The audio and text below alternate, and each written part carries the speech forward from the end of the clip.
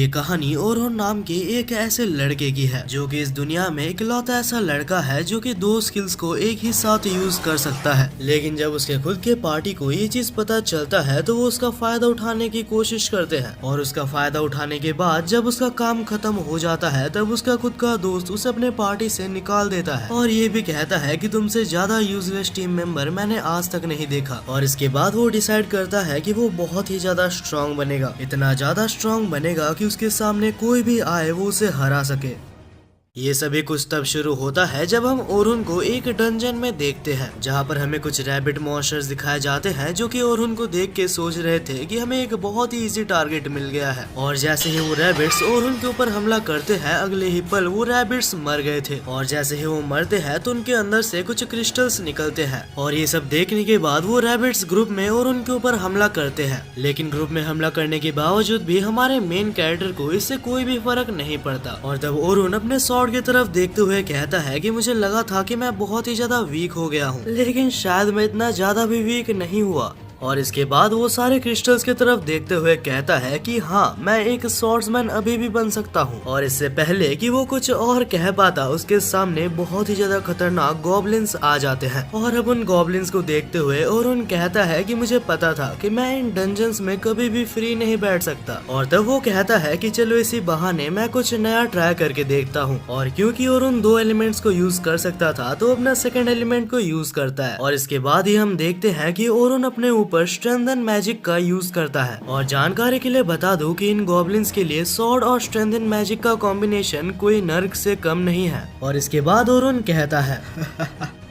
इतना कुछ होने के बाद जब मेरे अपनों ने ही मुझे धोखा दे दिया तो मैं तुम जैसों से हार कैसे सकता हूँ। मैंने अपने दोस्तों की हर तरह से मदद करने की कोशिश की थी, लेकिन इतना कुछ करने के बाद भी आखिर में मुझे मिला तो क्या, बस अपने बचपन के दोस्त से धोखा मिला है। और ये सब कहते हुए उसके सामने और भी बहुत सारे गॉब्लिन्स आ रहे थे, लेकिन इस वक्त ओरुन इतना ज्यादा गुस्सा में था कि उसे इन सब चीजों से कोई भी फर्क नहीं पड़ता। और इस वक्त जो हमारे मेन कैरेक्टर के पास पावर है वो यहाँ पर मौजूद सारे एडवेंचर्स अपने पास होने का बस सपना ही देख सकते हैं। और इसके बाद सारे गॉब्लिन्स को मौत के घाट उतारने के बाद ओरुन रुकता है और कहता है हालांकि मैं स्ट्रेंथन मैजिक और स्वॉर्ड का एक साथ यूज कर सकता हूँ, लेकिन इसका एक बहुत ही बड़ा ड्रॉबैक है। जब भी मैं स्ट्रेंथन मैजिक का यूज करता हूँ तो मैं 3 मिनट से ज्यादा फाइट नहीं कर पाता। और तभी हम देखते हैं कि डंजन के अंदर से और भी बहुत सारे गॉब्लिन्स उसके तरफ बढ़ रहे थे। पर तब ओरुन उन गॉब्लिन्स को मारते हुए कहता है कि स्ट्रेंथन मैजिक दरअसल हमारे मैजिकल रेजिस्टेंस के ऊपर डिपेंड करता है। और जहाँ तक मेरी बात है तो मैं अपने आप को बस 180 सेकंड्स तक ही स्ट्रेंथन कर सकता हूँ। एक नॉर्मल एडवेंचरर के लिए ये डंजन बहुत ही ज्यादा खतरनाक है, लेकिन असली चीज जिसने कि ओरुन को दिल से मार दिया था वो तो पिछली रात हुई थी।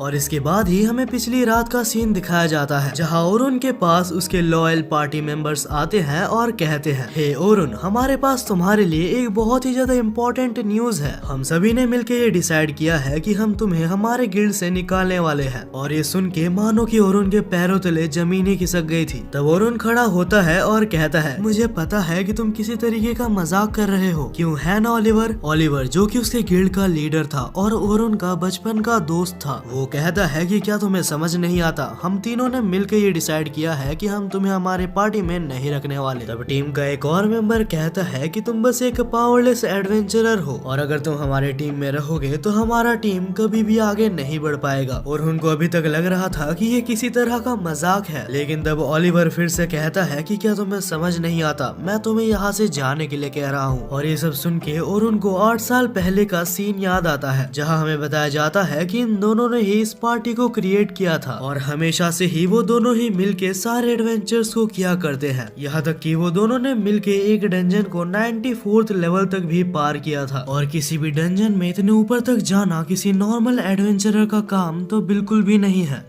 और तब एक आखिरी बार ओरुन ओलिवर से कहता है कि देखो मेरी बात सुनो, ये हो सकता है कि मैं इतना ज्यादा स्ट्रांग नहीं हूँ कि मैं सब कुछ खुद से कर सकूं, और जहाँ तक मुझे पता है तुम लोग इतने स्ट्रांग नहीं हो कि तुम लोग अकेले टीम को संभाल सको। पर तब ओलिवर कहता है मुझे तो हमेशा से ही पता था कि तुम कभी भी नहीं समझोगे कि एक हाई एनहांसर की टीम में क्या कीमत होती है। तुम्हारे जगह अगर हमने एक हाई एनहांसर को रखा तो हमारी टीम बहुत ही जल्दी आगे बढ़ सकती है। पर तब ओरुन कहता है कि मैं कभी भी एक एनहेंसर था ही नहीं। अगर तुम याद करोगे तो मेरी स्पेशलिटी एक स्वॉर्ड्समैन की है, लेकिन क्योंकि हमारे टीम को एक एनहेंसर की जरूरत थी तो मैंने एनहेंसिंग सीखी, बस इसलिए ताकि मैं तुम लोगों की हेल्प कर सकूं। और ये सुनने के बाद वहाँ पर मौजूद टीममेट्स कहते हैं, हमने तुम्हें नहीं पूछा कि आखिर तुमने क्या किया है या नहीं किया है, हमारे ऑर्डर्स ये है कि तुम हमारे टीम में और नहीं रह सकते। और इसके बाद ओलिवर कहता है कि तुम्हें इस टीम से जाना ही होगा, क्योंकि हमें ऑलरेडी एक हाई एनहांसर मिल गया है जो कि हमारे टीम को ज्वाइन करने वाला है। और अब ये सुनने के बाद ओरहन को समझ आ जाता है कि इन जैसों के साथ बहस करने में कोई भी फायदा नहीं, और यहाँ से जाने से पहले वो सभी को थैंक्स कहता है और वहाँ से चला जाता है।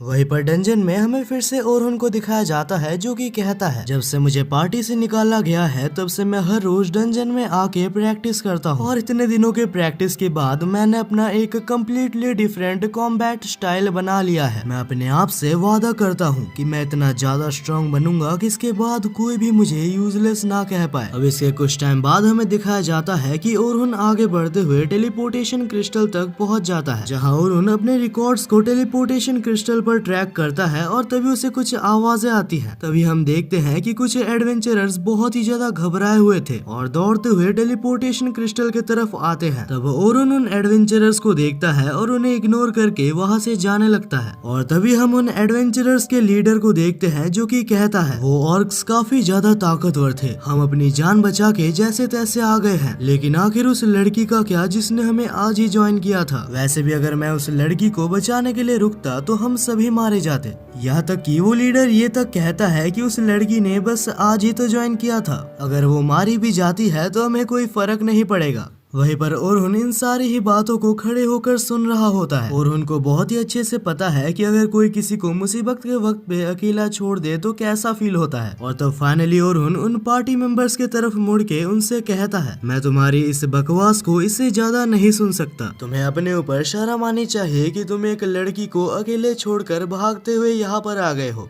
और ये सब सुन के उनके पार्टी में से एक मेंबर बहुत ही ज्यादा गुस्सा हो जाता है और यहाँ तक कि वो ओरहन के ऊपर हमला भी करता है, लेकिन ऐसे कमजोर अटैक से हमारे ओरहन को कोई भी फर्क नहीं पड़ता। ओरहन बहुत ही इजीली उस एडवेंचरर को नॉकआउट कर देता है। वहीं पर हम डंजन के दूसरी साइड देखते हैं जहाँ पर उस लड़की के ऊपर बहुत सारे गॉब्लिन्स अटैक कर रहे थे। वो लड़की बहुत ही ज्यादा बुरी तरीके से डर चुकी थी, उसे लगा नहीं था कि आज कोई भी उसे मरने से बचा सकता है। यहाँ तक कि वो अपने आप को बचाने की भी कोशिश करती है, लेकिन उसका मैजिक काफी ज्यादा कमजोर था। और इतने में ही वो ऑर्क्स उस लड़की के ऊपर हमला करने वाले थे, और जैसे ही उस लड़की को लगता है कि वो मरने वाली है तभी अचानक से सामने ओरहन आ जाता है, और आते साथ ही ओरहन अपने एरो शॉक की मदद से सारे ऑगर्स को एक ही सेकंड के अंदर मार डालता है। ओरहन को देख के वो लड़की सोचती है कि आखिर ये कौन है। वहीं पर हम ओरहन को देखते हैं जिसके सामने और भी ज्यादा ऑगर्स आ रहे थे। तब ओरहन अपने सीक्रेट एबिलिटी का यूज करते हुए अपने स्वॉर्ड्समैनशिप को अपने एनहेंसर एबिलिटीज के साथ मिक्स करता है, और इस तरह के मैजिक को देख के उस लड़की को कुछ भी समझ नहीं आता, क्योंकि इससे पहले क्लोज कॉम्बैट और सपोर्ट मैजिक एक साथ यूज करते हुए उसने कभी भी नहीं देखा था। वहीं पे हम देखते हैं कि इस बार ओरहन कुछ और भी नया ट्राई करता है। तब हम देखते हैं कि ओरहन अपने स्वॉर्ड के ऊपर शार्पन एबिलिटी का यूज करता है, और इसके बाद देखते ही देखते ओरहन सारे ऑर्क्स को खत्म कर देता है।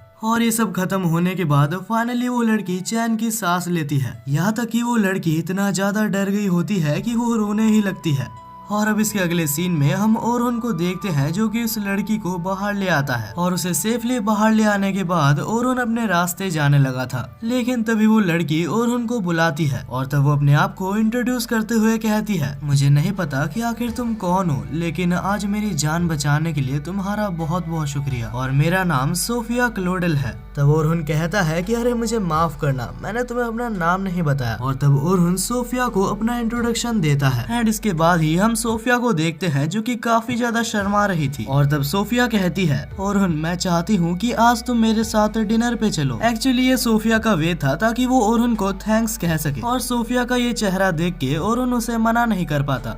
अगले सीन में हम सोफिया और ओरुन को देखते हैं जो कि एक छोटे से रेस्टोरेंट में जाते हैं। तभी सोफिया कहती है कि भले ये कोई महंगा रेस्टोरेंट नहीं है लेकिन मुझे यहाँ का खाना काफी ज्यादा पसंद है। तभी ओरुन सोफिया के कपड़े पे एक क्रेस्ट को नोटिस करता है और ये क्रेस्ट नाइट स्काई के नाम से जाना जाता है। ये यहाँ पर मौजूद one of the biggest guilds में से एक का साइन है। और जैसे ही ये दोनों रेस्टोरेंट के अंदर एंटर करते हैं तो हम वहाँ पर एक और लड़की को देखते हैं और वो लड़की सोफिया को देख के अपनी छोटी बहन बुलाती है। और ये देखते ही ओरुन को अचानक से कुछ भी समझ नहीं आता क्योंकि ओरुन तुरंत ही पहचान लेता है कि आखिर ये लड़की कौन है। तब सोफिया की बड़ी बहन ओरुन को देखती है और स्माइल करती है और तब ओरुन भी सोफिया की बड़ी बहन से कहता है वेल हमें मिले हुए काफी टाइम हो चुका है। और ये देख के सोफिया को कुछ भी समझ नहीं आता। तब सोफिया उन दोनों को ही देखती है और कहती है तो इसका मतलब कि तुम दोनों एक दूसरे को पहले से ही जानते हो। और तभी हमें बताया जाता है कि इस लड़की का नाम सलमा क्लोडल है और ये एक बहुत ही बड़े एस रैंक गिल्ड की लीडर है। और तब हम सलमा को देखते हैं जो कि ओरुन की तरफ देखते हुए कहती है ओरुन क्या तुम और मेरी बहन कोई रिलेशनशिप में हो। तब ओरुन कहता है कि अरे नहीं ऐसा कुछ भी नहीं है, सोफिया ने आज मुझे यहाँ पर बुलाया है ताकि वो मुझे थैंक्स कह सके। और सभी कुछ जानने के बाद फाइनली सलमा कहती है कि तुम्हारा बहुत बहुत शुक्रिया, तुमने मेरी बहन की जान बचाई है।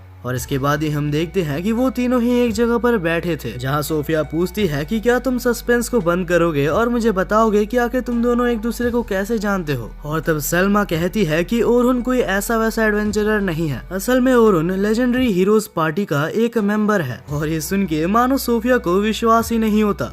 लेकिन तब ओरुन कहता है कि मैं उनके पार्टी का और मेंबर नहीं रहा। और इसके बाद ही ओरुन के साथ जो कुछ भी हुआ वो सभी कुछ उसको बता देता है। और ये सब सुनने के बाद सलमा कहती है ये सुन के मुझे काफी ज्यादा बुरा लगा लेकिन मेरे पास तुम्हारे लिए एक ऑफर है। हमारे गिल्ड में रिसेंटली कुछ नए एडवेंचरर्स आए हैं और उन एडवेंचरर्स को हम बहुत ही ज्यादा इंटेंस ट्रेनिंग देने वाले हैं क्योंकि बहुत ही जल्दी हमारा गिल्ड उन्हें साउदर्न डंजन के 57th फ्लोर तक ले जाने वाला है। और ये सुन के ओरुन कहता है कि ये मिशन तो काफी ज्यादा डेंजरस है, यहाँ तक कि ए और बी रैंक के एडवेंचरर्स भी वहाँ पर बहुत ही मुश्किल से सरवाइव कर पाते हैं। और तब सलमा कहती है कि बस इसीलिए मैं चाहती हूँ कि तुम उनके साथ जाओ क्योंकि ओरुन मुझे पता है कि तुम क्या कर सकते हो। अगर तुम उनके साथ रहोगे तो मैं बेफिक्र रह सकती हूँ कि उन्हें कुछ भी नहीं होगा क्योंकि मुझे पता है कि हर 10 लेवल के बाद जो बॉस मॉन्स्टर आता है उन्हें वो नहीं हरा सकते और उनकी जिंदगी के लिए मैं बस तुम पर ही भरोसा कर सकती हूँ। लेकिन तभी अचानक से ओरुन को अपना पास्ट याद आने लगता है और तब हम ओरुन को देखते हैं जो कि कहता है मुझे माफ करना लेकिन मुझे तुम्हारे इस ऑफर को मना करना पड़ेगा। दरअसल यहाँ पर ओरुन को फिर से एक एनहेंसर की तरह काम नहीं करना था। लेकिन इसके बाद ही सोफिया भी ओरुन को कहती है कि प्लीज हमारे साथ चलो,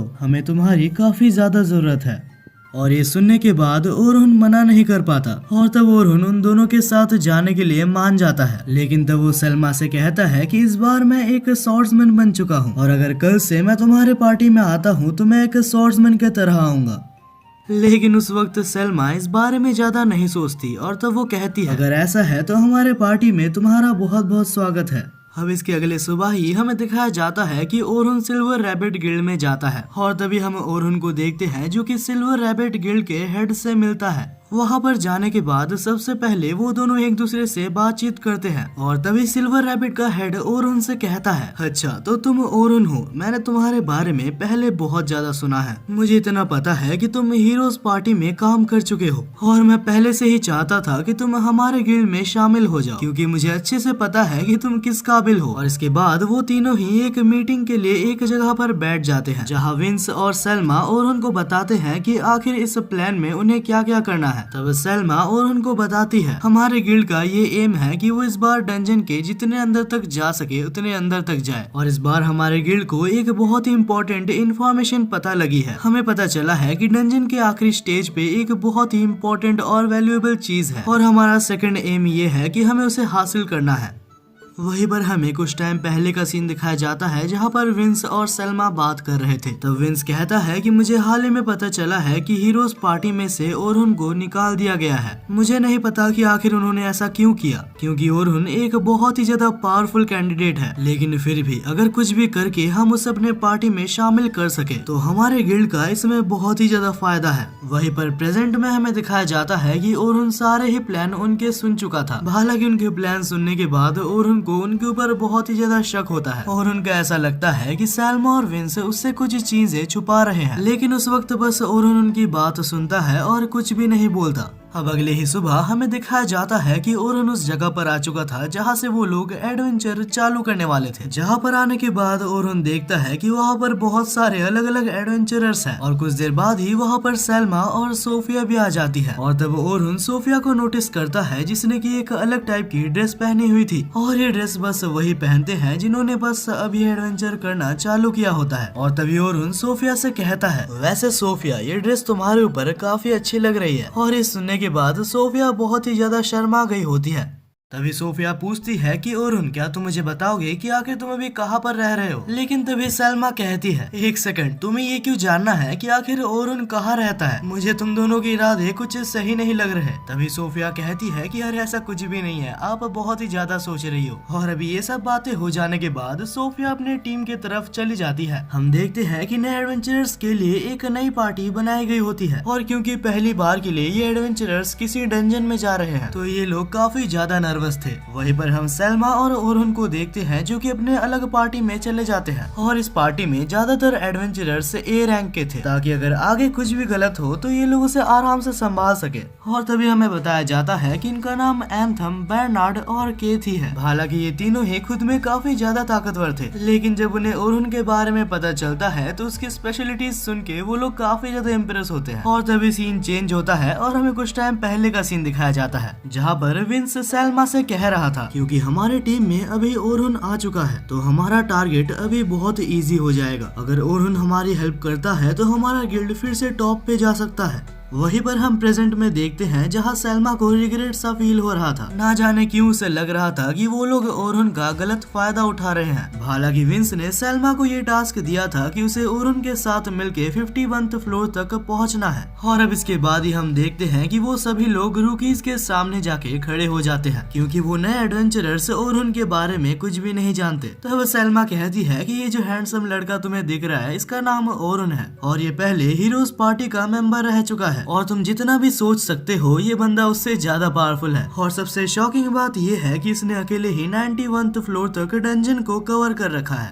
और ये सुनने के बाद मानो सारे एडवेंचरर्स बहुत ही ज्यादा चौंक गए थे क्योंकि डंजन में 91th फ्लोर तक जाना कोई बच्चों का खेल नहीं है। और ऊपर से ओरुन हीरोज पार्टी का एक मेंबर भी रह चुका है। और जब उन्हें ये सब चीजें पता लगती है तो उन्हें ओरुन के ऊपर काफी ज्यादा भरोसा आ जाता है। और उनके रिएक्शंस देख के ओरुन कहता है, मुझे लगता है कि तुमने कुछ ज्यादा ही बोल दिया। अब उनको ये गलतफहमी हो गई है कि मैं ताकतवर हूँ। तब सैल्मा कहती है कि कोई बात नहीं, कम से कम तुम्हारे बारे में सुनकर वो लोग काफी ज्यादा कॉन्फिडेंट है।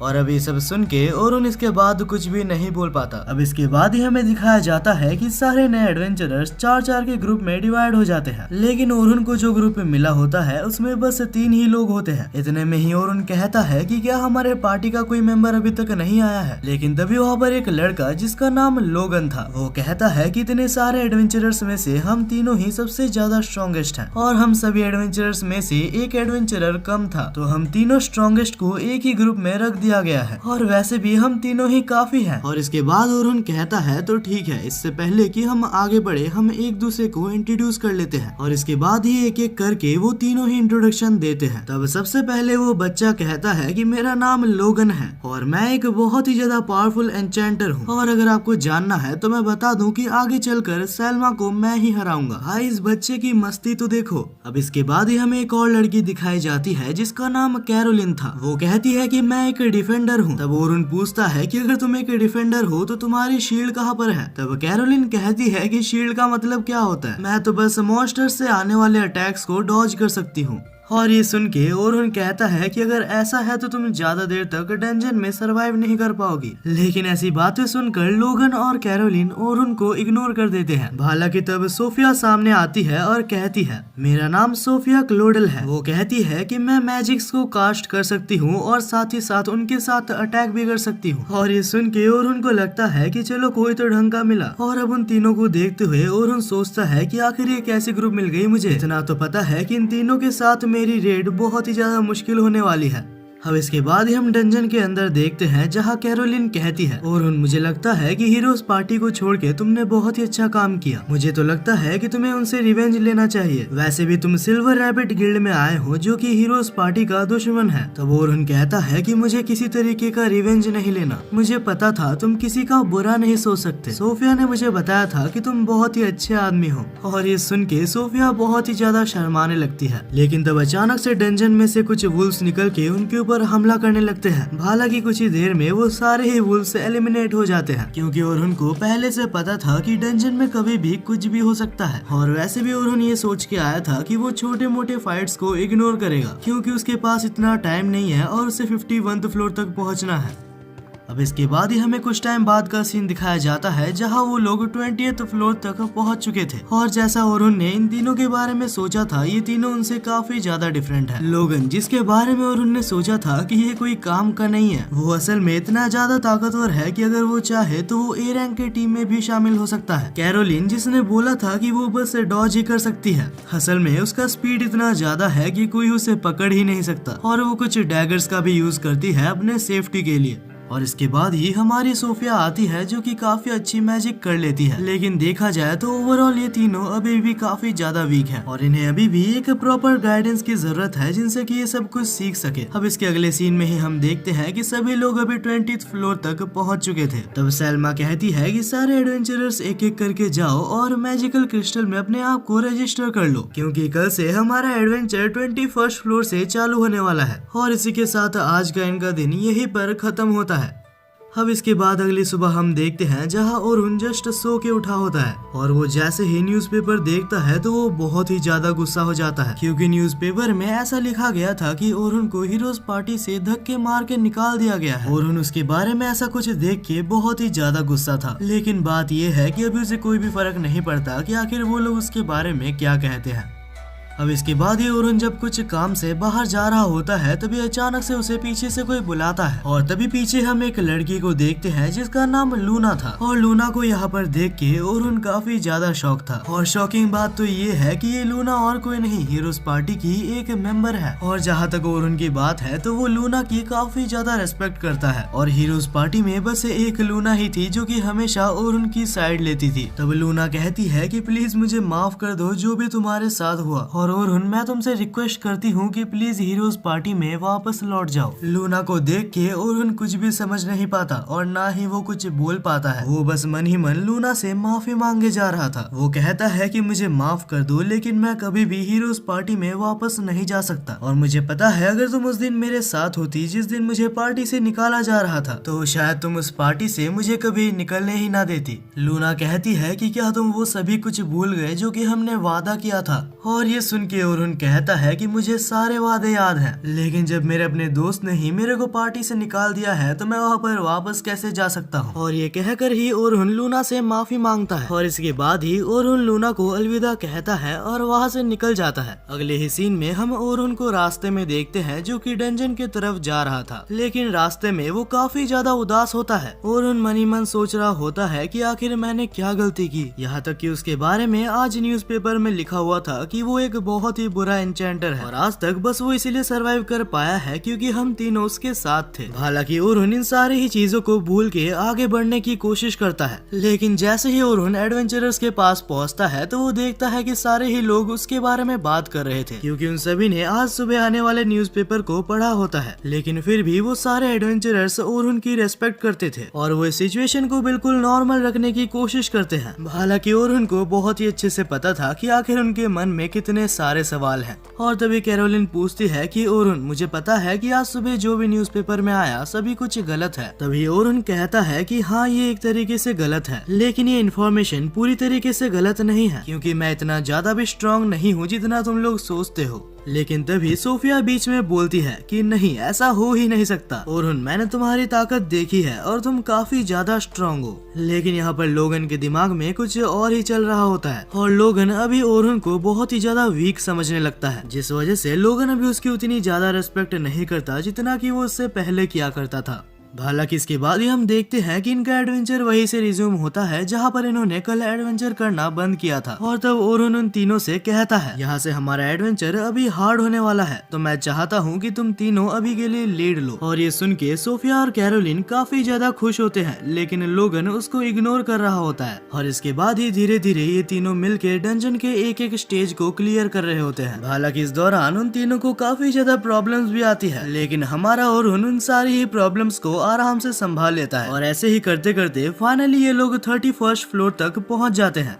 लेकिन यहाँ पर पहुँचते साथ ही ओरुन को कुछ अजीब सा महसूस होता है और वो कहता है कि जब तक मैं ना बोलूं तब तक पीछे ही रहना। और तभी हम देखते हैं कि डंजन के अंदर में से बहुत सारे ऑगर्स और मॉन्स्टर्स निकल के आते हैं। और जैसे ही मॉन्स्टर्स आते हैं तो ओरुन कहता है कि सभी लोग रेडी हो जाओ। और तब ओरुन कहता है कि कैरोलिन, क्या तुम गॉब्लिन्स को संभाल सकती हो? और ये सुनते साथ ही कैरोलिन गॉब्लिन्स की तरफ भागने लगती है। और तब ओरुन कहता है कि सोफिया, तुम अपने मैजिक की मदद से ऑर्क्स के ऊपर हमला करो। लेकिन सोफिया ये सब करने से काफी ज्यादा डर रही होती है। और तब ओरुन लोगन को ऑर्डर्स देने वाला था, उससे पहले ही लोगन एक मैजिक करने लगता है। और तब लोगन मन ही मन सोच रहा होता है कि आखिर इतने बेसिक अटैक्स के लिए हमें ऑर्डर्स लेने की क्या जरूरत है। और वो ये भी सोच रहा होता है कि शायद जो आज सुबह न्यूज़पेपर में लिखा था वो सभी कुछ सच था।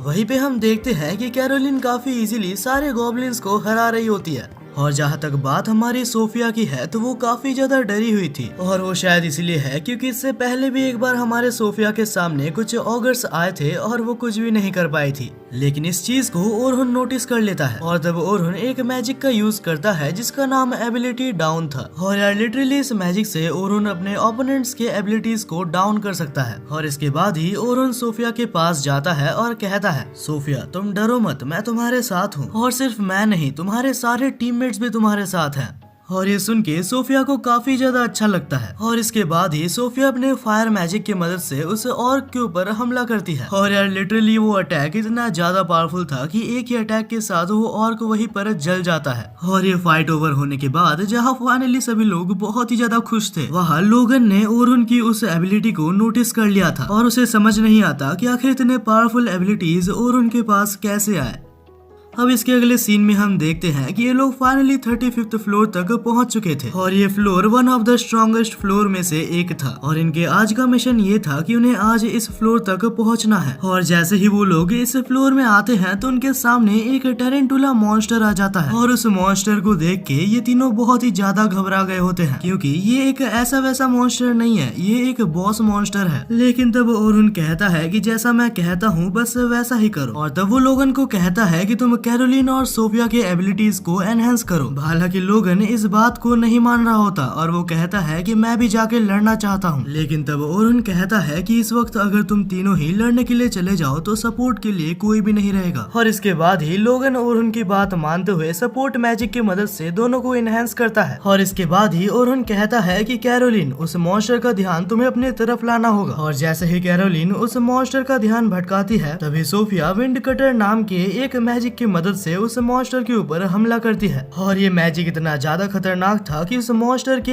एक साइड के पैर कट चुके थे। हालांकि तभी ओरुन कहता है कि ये फाइट अभी तक खत्म नहीं हुई। और इतने में ही हम देखते हैं कि उस मॉन्स्टर ने कैरोलिन को अपने जाल में फंसा लिया होता है। तब ओरुन कहता है कि अपने आप को निकालने की कोशिश करो, लेकिन कैरोलिन वहाँ पर बहुत ही बुरी तरीके से फंस चुकी थी और उनके पास और कोई चारा नहीं होता। और वो कैरोलिन के पास मौजूद सारे ब्लेड्स को शार्पन एबिलिटी से बहुत ही ज्यादा शार्प बना देता है और इसकी मदद से वो आराम से वहाँ से निकल जाती है। और तब सोफिया अपने मैजिक की मदद से फिर से एक हमला करती है जिससे कि वो मॉन्स्टर फाइनली मारा जाता है। और दिक्कत वाली बात ये है कि लोगन ने ओरुन की इस एबिलिटी को भी देख लिया था। और इसके बाद ही सीन शिफ्ट होता है और हम देखते हैं कि ये लोग डंजन से बाहर निकल चुके थे, क्योंकि इनका आज का मिशन भी पूरी तरीके से कंप्लीट हो चुका था। रात होने ही वाली थी और सब लोग अपने घर जा रहे होते हैं। लेकिन जब ओरुन अपने घर जा रहा होता है तब उसको पीछे से उसके पार्टी मेंबर्स बुलाते हैं और कहते हैं कि ओरुन, अगर तुम बिजी नहीं हो तो क्या तुम आज रात हमारे साथ पार्टी करने चलना चाहोगे? तब ओरुन कहता है कि क्या तुम मुझे बुला रहे हो? हाँ, मतलब हमें जहाँ तक पता है ओरुन तो तुम्हारा ही नाम है। और अब इसके अगले ही सीन में हम तीनों को ही एक होटल में देखते हैं जहाँ ये लोग आज सुबह आई हुई न्यूज़पेपर के बारे में बात कर रहे थे। वो कहते हैं कि मुझे पता है आज सुबह की न्यूज़पेपर पूरी तरीके से फेक थी, लेकिन ओरुन हमें ये जानना है कि आखिर तुम एक एन्चेंटर से एक स्वॉर्ड्समैन क्यों बने? तब तब ओरहन कहता है कि भले ही वो आर्टिकल पूरी तरीके से फेक था, लेकिन मैं मानता हूँ कि मेरे अंदर काफी सारी कमियां हैं। और इसके बाद ही ओरहन बताता है कि आखिर वो एक स्वॉर्ड्समैन क्यों बना। जब मैं बहुत ही ज्यादा छोटा था और अपने ग्रैंड पेरेंट्स के साथ रहता था, तब मेरे ग्रैंड पेरेंट्स एक स्वॉर्ड्समैन थे और एक दिन उन्होंने पूरे विलेज को एक मॉन्स्टर से बचाया था। और जब मैंने उनको हजारों लोगों की जान बचाते हुए देखा तो वो चीज मुझे बहुत ही ज्यादा अच्छी लगी और उसी दिन से मैं एक स्वॉर्ड्समैन बनने के लिए प्रैक्टिस करता रहा। लेकिन जब मैंने हीरोज पार्टी को ज्वाइन किया तो वहाँ पर ऑलरेडी एक स्वॉर्ड्समैन था और 2 स्वॉर्ड्समैन होने की वजह से हमारी पार्टी अच्छे से परफॉर्म नहीं कर पा रही थी। तब हमारे पार्टी को सपोर्ट करने के लिए मैंने अपना क्लास बदल के एनहांसर रख लिया। और तभी प्रेजेंट में ओरहन कहता है कि मुझे उनके बारे में और बात नहीं करनी, क्योंकि मैं अपने पास्ट को पीछे छोड़ चुका हूँ और मैं फिलहाल एक स्वॉर्ड्समैन हूँ।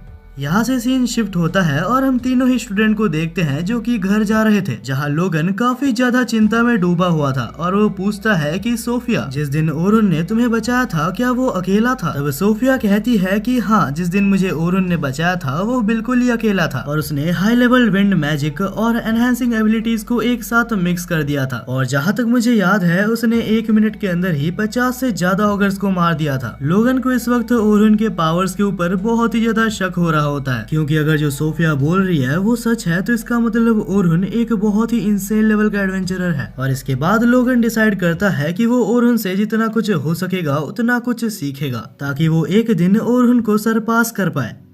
वहीं पे हम ओरहन को देखते हैं जो कि अभी भी अपने पार्टी के साथ बैठा हुआ था। और तब ओरहन कहता है कि ऐसा भी हो सकता है कि मेरे बिना हीरोज पार्टी 94th लेवल को क्लियर ना कर पाए। और जब ओरहन से पूछा जाता है कि आखिर तुम्हारा गोल क्या है, तब ओरहन कहता है कि मैं इतना ज्यादा स्ट्रॉन्ग बनना चाहता हूँ कि एक दिन मैं डंजन के डीपेस्ट फ्लोर को खुद से ही क्लियर कर सकूं। हालांकि ये गोल सुन के उनको बिलीव नहीं होता, लेकिन वो अपने दोस्त के ऊपर भरोसा करते हैं। अब अगली ही सुबह हमें हीरोज पार्टी को दिखाया जाता है जो कि डंजन की तरफ जा रहे थे और वहां मौजूद सारे एडवेंचरर्स हीरोज पार्टी को देख के काफी ज्यादा चौंक गए थे। जहां ओलिवर काफी ज्यादा कॉन्फिडेंट लग रहा था, लूना काफी ज्यादा दुखी थी। और तब हमें ओरहन को दिखाया जाता है जो कि अपने आखिरी दिन के लिए उन एडवेंचरर्स के पास आता है, क्योंकि आज के काम के बाद ओरहन का काम यहाँ पर हमेशा के लिए खत्म हो जाएगा। जैसे ही ओरहन वहाँ पर पहुँचता है तो उसके तीनों स्टूडेंट्स उसको वेलकम करते हैं और तब वो कहते हैं कि ओरहन, आज तुम्हारा यहाँ पर आखिरी दिन है, तो आज के मिशन के बाद हमें तुमसे एक चीज मांगना है। और स्पेशली इस गिफ्ट के लिए सोफिया ने मुझे कहा था। सोफिया चाहती है कि आज के मिशन के बाद भी ओरहन कहीं भी ना जाए और हमेशा हमेशा के लिए ही वो सिल्वर रैबिट गिल्ड में साइन कर ले। लेकिन इससे पहले कि सोफिया ये बात ओरहन को कह पाती, ओरहन को कुछ बच्चों से पता लगता है कि हीरोज पार्टी 95th फ्लोर को कवर करने गई है। नहीं पता क्यों, लेकिन ओरहन को ये सुन के बहुत ही ज्यादा बुरा लगता है। हालांकि ओरहन इस चीज के बारे में भूलने की कोशिश करता है। वहीं पे हमें दिखाया जाता है हीरोज पार्टी को जो कि 95th फ्लोर पे थे, जहां हम ओलिवर को देखते हैं जो कि काफी ज्यादा मोटिवेटेड था और वो कहता है कि इस बार हम लोग काफी आसानी से इस लेवल को पार कर लेंगे, क्योंकि अभी हमारे साथ ओरहन जैसा कोई लूजर नहीं है। और लूना को छोड़ के ग्रुप में मौजूद बाकी सारे लोग ओलिवर की इस बात के साथ एग्री करते हैं। और तब हमें बताया जाता है कि 2 दिन पहले हीरोज पार्टी में एक एनहेंसर को लाया गया था और इस एनहेंसर का नाम फिली कारपेंटर है। ओलिवर के हिसाब से फिली कारपेंटर एक बहुत ही ज्यादा स्किल्ड एनहेंसर है और उसका ये भी कहना है कि वो एक और डंजन में 100 लेवल तक भी जा चुकी है। टीम के मेंबर फिली को देख के काफी ज्यादा खुश थे, क्योंकि अभी उन्हें सपोर्ट मैजिक के लिए ओरहन जैसे वीक एडवेंचरर के ऊपर डिपेंड नहीं रहना पड़ेगा। और यहाँ तक कि उन्होंने फिली के लिए एक वेलकम पार्टी भी रखा था। लेकिन फिली को अंदाजा हो गया था कि हीरोज पार्टी के पास बहुत ही ज्यादा पैसा है, लेकिन उनके पार्टी के बीच में ही अचानक से लूना आ जाती है। लूना काफी ज्यादा गुस्सा होती है और पूछती है कि आखिर ओरहन कहाँ पर है। और मुझे सुनने में आया है कि ओरहन ने सिल्वर रैबिट गिल्ड्स को ज्वाइन कर लिया है। ये सुन के ओलिवर काफी ज्यादा चौंक जाता है कि आखिर एक ओरहन जैसा यूजलेस सिल्वर रैबिट गिल्ड को कैसे ज्वाइन कर सकता है। और इसके बाद जब लूना फिर से पूछती है कि आखिर ओरहन कहाँ पर है, तब उसे पता चलता है कि ओरहन को इस पार्टी से निकाल दिया गया है। और इसके बाद ही लूना को नए एनहांसर से इंट्रोड्यूस करवाया जाता है। लेकिन तब लूना उसे इग्नोर करते हुए कहती है कि आखिर तुमने ओरहन को क्यों निकाला। लूना को क्वेश्चन करता हुआ देख वहाँ पर मौजूद टीम मेंबर्स उसके ऊपर गुस्सा होते हैं, लेकिन तब ओलिवर सबको शांत करवाता है और कहता है और हुंडेरा हमारे पार्टी में रहने लायक नहीं है। वो इतना ज्यादा वीक है कि वो हमको पीछे से सपोर्ट भी नहीं कर पाता और उसकी वजह से हमारा टीम 91st फ्लोर से आगे नहीं बढ़ पा रहा था। और उन्हें देख के लूना समझ जाती है कि अभी वो कुछ भी नहीं कर सकती जिससे कि वो ओरुन को हीरोज पार्टी में वापस ला पाए। और इसके बाद ही ओलिवर कहता है कि चलो इन सब बातों को रहने देते हैं। और तब वो लोग डिसाइड करते हैं कि हमें नए दिन 92nd फ्लोर से चालू करना चाहिए और अगर सब कुछ ठीक रहा तो इसके बाद हम लोग आगे के फ्लोर्स को कवर करना चालू करेंगे। लेकिन तब लूना कहती है कि मुझे फिली के एबिलिटीज में बिल्कुल भी शक नहीं है, लेकिन ये बहुत ही अच्छा होगा अगर हम पहले इजी फ्लोर्स को क्लियर करें। तब ओलिवर कहता है कि 92nd फ्लोर बहुत ही ज्यादा इजी है, लेकिन तब लूना याद दिलाती है कि इससे पहले जब हम 92nd फ्लोर में गए थे तब हमें नियरली ब्लैक ड्रैगन ने मार डाला था। तब वो लोग कहते हैं कि उस टाइम बस हम इसलिए हार रहे थे क्योंकि हमारे साथ ओरुन मौजूद था, और अब जबकि हमारे साथ ओरुन नहीं है और एक प्रॉपर एनहेंसर है, हमारे हारने का कोई सवाल ही नहीं आता। इसके बाद भी लूना उन्हें समझाने की कोशिश करती है, लेकिन लूना की वहाँ पर कोई भी नहीं सुनता। और इसी के साथ हमें दिखाया जाता है कि वो लोग 92nd फ्लोर में होते हैं और नहीं पता क्यों, लेकिन इस बार नॉर्मल मॉन्स्टर्स का भी सामना करने के लिए उन्हें काफी ज्यादा दिक्कत आ रही थी। और फिली के एनहेंस करने के बावजूद भी उनका मैजिक कुछ ज्यादा स्ट्रॉन्ग नहीं होता। वो लोग एक जायंट मैमथ का सामना करने की कोशिश कर रहे होते हैं, और क्योंकि ओलिवर एक स्वॉर्ड्समैन है जिस वजह से वो इस समय पीछे हट जाता है। लेकिन ओलिवर को इतना अंदाजा हो गया था कि उसके ऊपर किए गए एनहेंसमेंट उतने ज्यादा पावरफुल नहीं है। तब ओलिवर फिली से कहता है कि आखिर तुम्हारा एनहेंस इतना ज्यादा कम क्यों है। इतने में फिली कहती है कि मैं तुम्हारे एबिलिटीज को पूरी तरीके से नहीं जानती और यही वजह है कि मेरा एनहेंसमेंट इतना ज्यादा पावरफुल नहीं है जितना कि इसे होना चाहिए था। तब ओलिवर को याद आता है कि जब पहले दिन ओरुन हमारे साथ आया था उसने हमारे एबिलिटीज को बस 1 घंटे के अंदर ही समझ लिया था, और साथ ही पहली बार के लिए उसका मैजिक इससे काफी ज्यादा स्ट्रॉन्ग था। इतने में ही टीम का मेज जिसका नाम एनली था वो अपने फायर मैजिक से उसके ऊपर हमला करती है, लेकिन उसके फायर मैजिक से उस मेहमत को खरोच तक नहीं आती। ओलिवर को लगता है कि फिली किसी तरीके का मजाक कर रही है, लेकिन फिली कारपेंटर ने तो ऑलरेडी एनहेंसमेंट मैजिक का इस्तेमाल कर रखा होता है। हालांकि ओलिवर के कहने पे फिली फिर से उसके ऊपर एनहांसमेंट मैजिक का यूज करती है, लेकिन इसके बाद भी जब वो हमला करती है तो अटैक सेम रहते हैं। ओलिवर सोचता है कि फिली कारपेंटर का मैजिक ओरुन से बहुत ही ज्यादा पावरफुल होना चाहिए था, और जब ओलिवर ये सब सोच रहा होता है तभी अचानक से वो मेहमत मेज के ऊपर हमला कर देता है। तब वो कैप्टन से कहती है कि ओलिवर तुम्हें कुछ करना होगा। इससे पहले कि ओलिवर उसकी हेल्प करने के लिए आगे बढ़ पाता वो फिली से कहता है अगर कभी कोई मॉन्स्टर मेरे ऊपर पीछे से हमला करे तो मुझे चौकन्ना कर देना। लेकिन तभी फिली कहती है कि मैं ऐसा नहीं कर सकती क्योंकि मुझे सिर्फ एनहांसमेंट मैजिक का यूज करना ही आता है। और ये सब सुन के ओरुन को फिली के ऊपर काफी ज्यादा गुस्सा आ रहा था, और जैसे ही ओलिवर कुछ करने वाला होता है तभी अचानक से वहाँ पर द ब्लैक ड्रैगन आ जाता है। उसकी ऑरा इतनी ज्यादा डिस्ट्रक्टिव और डेंजरस थी कि कोई भी उसे दूर से ही सेंस कर सकता है।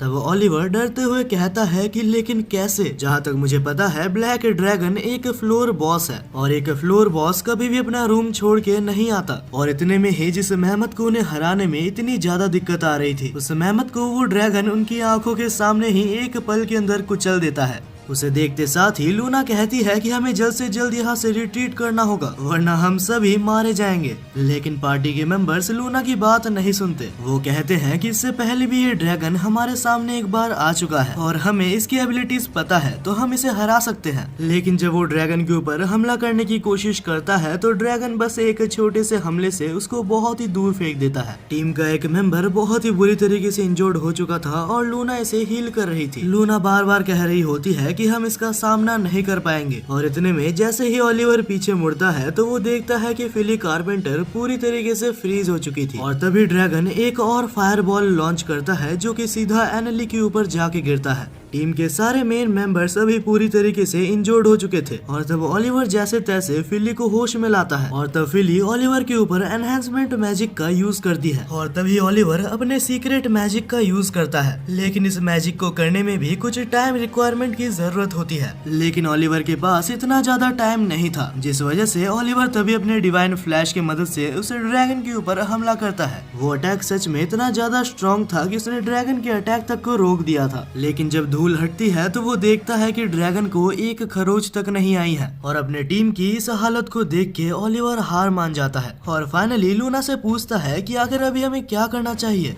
तब लूना ओलिवर के सामने आती है और कहती है, मुझे अंदाजा था कि ऐसा कुछ हो सकता है और इसीलिए मैंने एक मैजिकल पोर्टल अपने साथ लाया था। इसके मदद से हम यहाँ से निकल जरूर सकते हैं, लेकिन ये पोर्टल हमें डंजन में या तो ऊपर या तो नीचे कहीं भी टेलीपोर्ट कर सकता है और ऐसा भी हो सकता है कि इसके बाद हमें एक और बॉस का सामना करना पड़े। लेकिन black dragon one of the strongest bosses में से एक है, तो वो लोग डिसाइड करते हैं कि वो लोग पोर्टल का यूज करेंगे। लेकिन जैसे ही लूना पोर्टल ओपन करती है तो तभी अचानक से ड्रैगन पीछे से हमला करता है, जिस वजह से पोर्टल के सामने से सारे ही लोग हट जाते हैं और तभी वो ड्रैगन हमला करने के लिए उनकी तरफ बढ़ता है। लेकिन तब गलती से वो ड्रैगन उस पोर्टल से पास हो जाता है और इसके बाद ही द ब्लैक ड्रैगन यहाँ से गायब हो जाता है, जिस वजह से ये लोग काफी ज्यादा खुश हो जाते हैं। लेकिन तब लूना कहती है कि ये बिल्कुल भी ठीक नहीं हुआ, क्योंकि ऐसा भी हो सकता है कि ड्रैगन एक ऐसे प्लेस पे चला जाए जहाँ पर न्यू एडवेंचरर्स हो। तब लूना गिल्ड से कांटेक्ट करती है और उनके साथ क्या क्या हुआ सारी चीजें उनको बताती है और इसके बाद जल्द से जल्द पूरे डंजन को खाली करवाया जाता है और इसके बाद ही लूना सबको हील करना चालू करती है ताकि वो लोग यहाँ से जल्द निकल सके। हील होते वक्त ओलिवर कहता है कि इससे पहले जब हम ब्लैक ड्रैगन से लड़े थे तब हमने उसे बहुत ही इजीली हरा दिया था। तब लूना कहती है कि ओलिवर तुम्हें अभी तक समझ नहीं आया, हम उस वक्त ब्लैक ड्रैगन को बस इसलिए हरा पाए थे क्योंकि हमारे साथ ओरहन मौजूद था, लेकिन ओलिवर के साथ बाकी सारे लोग इस बात को नहीं मानते। तब लूना कहती है कि अगर तुम्हें लगता है मैं झूठ बोल रही हूँ तो मेरे एक बात का जवाब दो। अगर तुम्हें लगता है कि फिली कारपेंटर एक बहुत ही अच्छी एनहेंसर है तो आखिर वो तुम्हें एनहेंस क्यों नहीं कर पाई। और इस क्वेश्चन का ओलिवर और फिली कारपेंटर दोनों के पास ही कोई जवाब नहीं होता। तब लूना जवाब देते हुए कहती है कि हमारे हीरोज पार्टी में सबकी स्ट्रेंथ इतनी ज्यादा है, चाहे कोई कितना भी ज्यादा स्ट्रॉन्ग क्यों ना हो, हम पांचों को वो एक साथ एनहेंस नहीं कर सकता। लेकिन हमारा ओरहन इस बात को पहले से जानता था, जिस वजह से उसने दिन रात मेहनत करके अपने खुद के ओरिजिनल स्पेल्स बनाए ताकि वो हम पांचों को एक साथ एनहेंस कर सके। इसके बावजूद कि वो एक स्वॉर्ड्समैन है और उसके स्पेल्स इतने ज्यादा ताकतवर है कि वो हमको एक साथ 50 टाइम्स तक स्ट्रॉन्गर बना सकते हैं और यही वजह है कि पहली बार हम द ब्लैक ड्रैगन को हरा पाए थे। तब ओलिवर को रियलाइज होता है कि इससे पहले वो जब भी डिवाइन फ्लैश का यूज किया करता था वो काफी ज्यादा स्ट्रॉन्ग थी और ये सिर्फ ओलिवर ही नहीं बाकी सारे मेंबर्स सोच रहे होते हैं और इसके साथ ही भागते हुए वो लोग डंजन से बाहर निकल जाते हैं। और इसी के साथ आज का हमारा वीडियो यहीं पर खत्म होता है और सच में इस एनिमे की स्टोरी लाइन काफी ज्यादा मजेदार है। अगर आपको इस एनिमे के आने वाले एपिसोड्स की भी एक्सप्लेनेशन चाहिए तो आप चैनल को सब्सक्राइब जरूर से कर लेना। इस एनिमे के अगले पार्ट के लिए इस वीडियो को लाइक और हाइप जरूर से कर देना और कमेंट में मुझे ये बताते हुए जाओ कि आखिर आप इस एनिमे को 10 से कितना रेटिंग दोगे। जहाँ तक मेरी बात है तो मैं इसको 9/10 की रेटिंग देता हूँ। तब तक के लिए मिलते हैं किसी और नए वीडियो में।